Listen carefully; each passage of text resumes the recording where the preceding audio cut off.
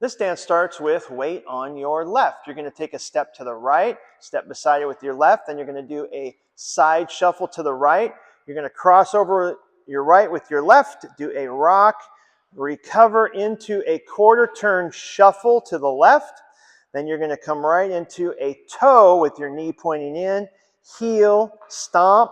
Same thing on the other side, toe, heel, stomp. Then you're going to do a kick out with the right, out with the left. And then you're going to do heels in, toes in, heels in, rock forward on your right into a shuffle on the right back, rock back on your left, step forward on your left, and then 2 claps, and then right into dance again.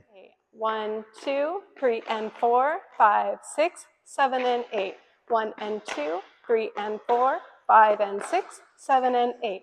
1, 2, 3 and 4, 5, 6, 7, and 8.